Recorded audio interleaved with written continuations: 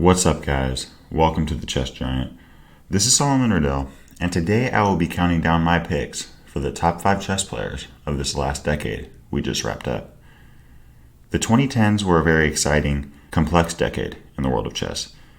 We watched the rise of many new stars, as well as the ignition of a new era in the World Championship cycle as Magnus Carlsen took the crown in 2013. I'm excited to celebrate some of the best players of the decade and all time in this video. At number 5, we have Levon Aronian.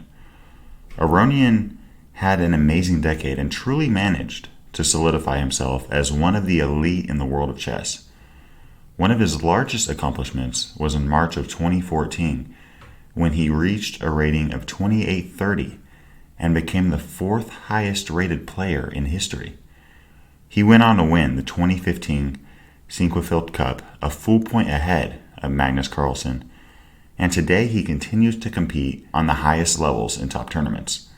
However, one accomplishment he has not yet secured is a victory at a candidates tournament, and I'm curious if you guys think he can ever position himself as a legitimate challenger to Carlsen for a world championship.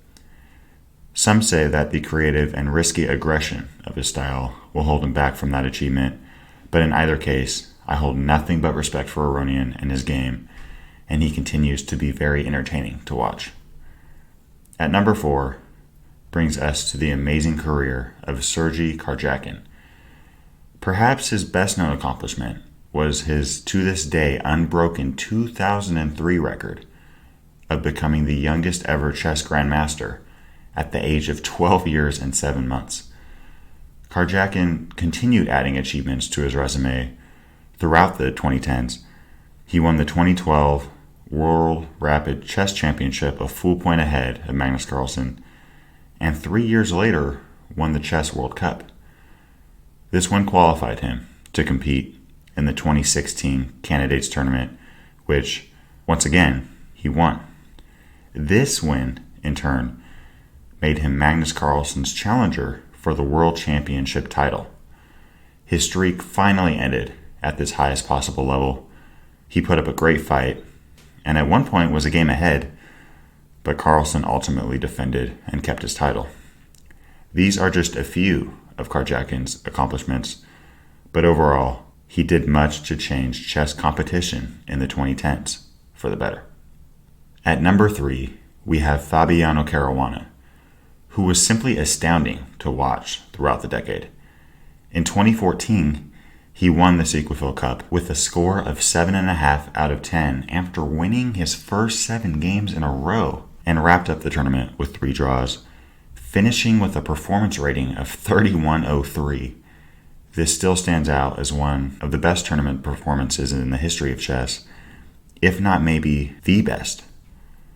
March of 2014 saw Caruana reach a rating of 2844, becoming the 3rd highest rated player of all time. And as of this video, he still holds a rating of 2842, giving him a very real chance of eventually passing Garry Kasparov's 2nd place record of 2851. Caruana continued to dominate and eventually challenged Carlsen for the World Championship in 2018. While he lost in the tiebreak games, he easily gave Carlsen the greatest challenge he's ever faced to keep his crown. Caruana dominated these achievements and more this decade, and I'd be surprised if he doesn't continue to excel into the 2020s. At number 2, we have Viswanathan Anand, a 5-time world champion who holds many impressive feats, including a peak rating of 2817 in 2011. But I gave him the number 2 spot mainly due to the World Championship title he held for the first 4 years of the decade. Though he lost the title to Carlsen in 2013, his World Championship run was long and dominant, and he persevered through the 2014 Candidates Tournament to earn a rematch with Carlsen.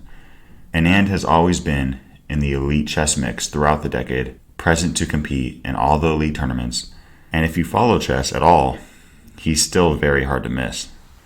I believe he will continue to play inspiring chess for years to come. At number 1, Of course, we have Magnus Carlsen. This man has been simply untouchable for the entire decade. He beat Anand for the World Championship title in 2013, and 6 years later, he has yet to lose it. In March of 2014, he achieved the highest chess rating of all time with 2882. The 2010s saw him win tournaments such as the Grand Chess Tour, Sequoia Cup, London Chess Classic, FIDE World Rapid, Tata Steel, and so many more, even winning many of these several times. For example, winning the Tata Steel tournament 7 times.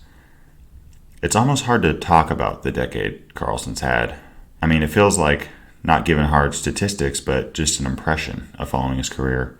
He's won half or more of the tournaments he's participated in, and he's remained the number 1 player in the world for the entire decade, with no one in the decade or outside it ever passing his rating. Many consider him the greatest player to ever live, and he is nowhere close to wrapping up his career. So I hope you guys enjoyed this video. Let me know in the comment section who you have as your top 5 players of the decade. These rankings are totally subjective. It's okay to disagree, and I'd love to look over the reasoning behind your top 5 picks. Thanks for watching today's video. If you'd like to watch another one, you can click or tap up here, and I've got a lot more high quality chess content on the way. So if you'd like to subscribe, you can click or tap down here. I really appreciate your support.